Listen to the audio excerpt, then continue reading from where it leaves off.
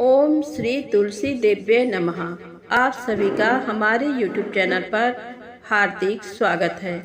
आज एकादशी पर आइए सुने तुलसी माता की पावन कथा। एक नगर में एक गरीब ब्राह्मण अपनी पत्नी के साथ रहता था। वो भिक्षा मांगकर अपना जीवन गुजारता और भगवान की पूजा में लगा रहता था। वह उतनी ही भिक्षा मांगता जिससे उसके और उसके परिवार का पेट भर सके। उस नगर का राजा बहुत धनवान और ब्राह्मणों का आदर करने वाला था। राजा किसी भी ब्राह्मण को अपने महल से खाली हाथ नहीं जाने देता था। दूर दूर से ब्राह्मण राजा के पास आते और मुंह मांगा दान लेकर आशीर्वाद देते हुए चले जाते। एक दिन ब्राह्मण की पत्नी ने ब्राह्मण से कहा कि दूर दूर के ब्राह्मण राजा से मनचाहा दान लेकर चले जाते हैं और तुम यहाँ के यहाँ एक दिन भी राजा के पास नहीं गए। जन्म भर कंगाली कहाँ तक झेलूं? आज तुम जाओ और राजा से कुछ मांग कर लाओ। ब्राह्मण ने अपनी पत्नी को समझाते हुए कहा, तू तो बावरी है, हमें धन की क्या ज़रूरत? हमें इतना तो मिल ही जाता है जिससे हम अपना पेट भर सकें, और राजा का धन अच्छा नहीं होता, वो हमें नहीं लेना चाहिए। ब्राह्मण की पत्नी जिद पर अड़ गई और बोली, मैं तुम्हारी एक भी बात सुनने वाली नहीं हूँ। कब तक हम कंगाली में जीते रहेंगे? तुम तो रोज़ माला लेकर बैठ जाते हो। अपने बच्चों को क्या खिलाएं और क्या पहनाएं? जब बच्चे दूसरे बच्चों को पहनते ओढ़ते और खाते पीते देखते हैं तो उनका मन भी ललचाता है। आज तुम राजा के पास जाओ, राजा बहुत भला व्यक्ति है, वो हमें जरूर मुँह मांगा दान देगा। मजबूर होकर ब्राह्मण राजा के महल की ओर चल दिया, पर राजा उस समय महल में नहीं था। ब्राह्मण को वापस लौटना पड़ा। दूसरे दिन ब्राह्मण की पत्नी ने ब्राह्मण को फिर से महल भेजा, परंतु राजा फिर से महल में नहीं मिला। तीसरे दिन राजा महल में मिल गया और उसने ब्राह्मण का स्वागत किया और उसे आसन पर बैठाया और 2 दिन न मिल पाने के लिए क्षमा भी मांगी। राजा ने कहा, मैं आपकी क्या सेवा कर सकता हूँ? ब्राह्मण ने कहा, जो मैं मांगूँ वो आप दे सकेंगे? राजा ने कहा, हाँ हाँ, कहिए, मैं आपकी क्या सेवा कर सकता हूँ? ब्राह्मण ने निवेदन किया, महाराज, मैं कुछ और नहीं चाहता, बस आप मुझे अपनी पसीने की कमाई से 4 पैसे दान में दे दीजिए। ब्राह्मण की बात सुनकर राजा चौंक गया और सोचने लगा, खजाने में बहुत सारा धन पड़ा है, पर मेरे मेहनत की 1 कौड़ी भी नहीं है। राजा ने ब्राह्मण से कहा, आप मुझे 1 दिन का समय दें, मैं कल आपको आपका मुंह मांगा दान दूंगा। ब्राह्मण को जब खाली हाथ देखा तो पत्नी बोली, क्या हुआ? राजा ने कुछ नहीं दिया? ब्राह्मण बोला, राजा ने कल देने के लिए कहा है। ब्राह्मण की पत्नी सोचने लगी, शायद इन्होंने बहुत सारा धन मांगा होगा और राजा को इसकी व्यवस्था करने में समय लग रहा होगा, इसीलिए कल बुलाया है। दूसरी ओर राजा ने अपने राजसी कपड़े बदलकर फटे पुराने कपड़े पहने और मजदूर जैसा वेश बना लिया। जब राजा की पत्नी ने देखा और कारण पूछा तो राजा ने सब कुछ बताया। रानी बोली, मैं भी आपके साथ चलूँगी। राजा के हाँ कहने पर रानी भी पुरानी साड़ी पहनकर आ गईं। इस प्रकार राजा रानी मजदूरी की तलाश में शहर निकले। लुहारों के मोहल्ले में जाकर राजा ने आवाज़ लगाई, किसी को मजदूर चाहिए, मजदूर। आखिर एक लुहार ने उन्हें बुला लिया जो पहिए पर हाल चढ़ाने की तैयारी कर रहा था। उसने राजा से कहा, देखो, तुम्हें पहले खलात धोंकनी पड़ेगी और जब आग आ जाए उसके बाद घन पीटना होगा। फिर रानी की ओर देखकर कहा, तुम्हें कुएं से पानी लेकर हौदी भरनी पड़ेगी और कोयले वाले घर से कोयला लेकर भट्टी में डालना होगा। तुम दोनों को दिन भर में 2-2 आने मिलेंगे। अगर काम पसंद हो तो बोलो, नहीं तो अपना रास्ता नापो। राजा रानी लुहार के बताए काम को करने लगे। राजा खलात धोंकने लगा, पर उससे काम ठीक से नहीं हो पा रहा था। लुहार नाराज होकर राजा को ठीक से काम करने के लिए कहता। राजा जैसे तैसे अपना काम करने लगा। रानी भी कुएं से पानी भरकर लाने लगी। रानी के हाथ में फफोले पड़ गए। किसी तरह बड़ी कठिनाइयों से उसने पानी का हौद भरा। उसके बाद रानी कोयला लाकर भट्टी में डालने लगी। कोयला भरने से रानी के गोरे हाथ और कपड़े काले हो गए।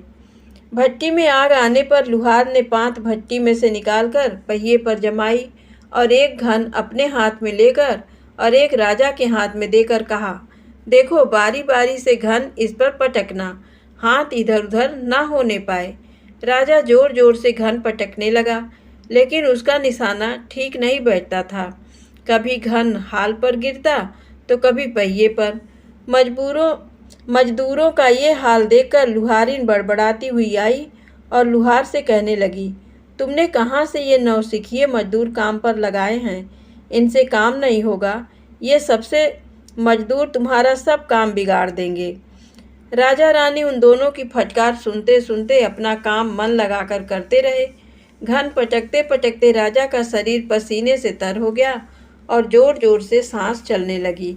रानी भी पानी भरते भरते और कोयला झोंकते झोंकते थककर चूर हो गई। दोनों ने पूरे दिन बहुत मेहनत की। लुहार ने राजा रानी को 2-2 पैसे दिए, जिसे वो बड़ी खुशी खुशी लेकर महल आ गए। आज उन्हें पता चला कि मेहनत की कमाई कैसी होती है। राजा ने 4 पैसे अलग रख दिए और अगले दिन ब्राह्मण को बुलाकर उसे दे दिए। ब्राह्मण राजा को आशीर्वाद देकर घर लौटा और ब्राह्मणी से कहा, लो मैं राजा के यहाँ से दक्षिणा ले आया हूँ।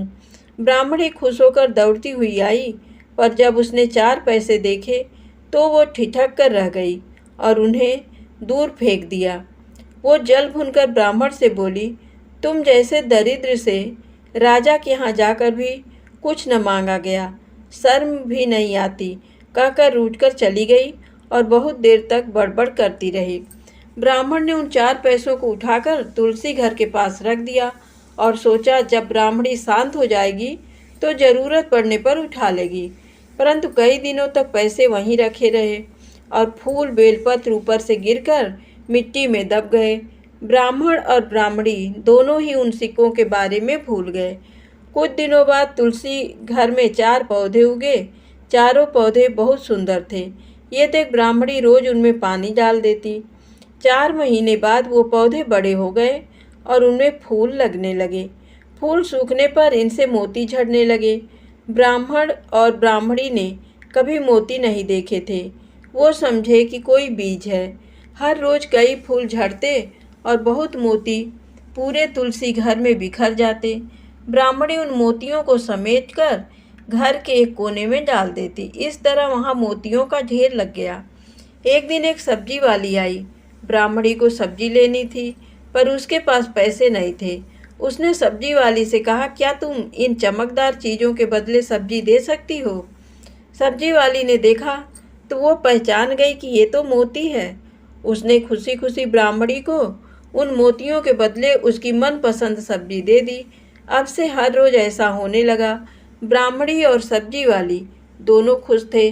सब्जी वाली ये सोचकर खुश थी कि मुझे 1 पैसे की तरकारी के बदले हजारों का माल मिलता है, और ब्राह्मणी ये सोचकर खुश थी कि इन चीज़ों के बदले सब्जी मिल जाती है। इस प्रकार कई महीने बीत गए। उधर राजमहल में कई राजहंस थे जो मोती चुगते थे। राजा का ये नियम था, जब राजहंस मोती चुग लेते थे इसके बाद ही राजा और उसका परिवार भोजन करता था। एक समय बाद राजा का सारा धन उन मोतियों और दान देने में खर्च हो गया। अब राजा को मोती खरीदने के पैसे तक नहीं बचे। ये खबर पूरे नगर में फैल गई। ब्राह्मण और ब्राह्मणी को जब ये पता चला तो उन्होंने यही विचार किया कि राजा बहुत दानी और नेक दिल है।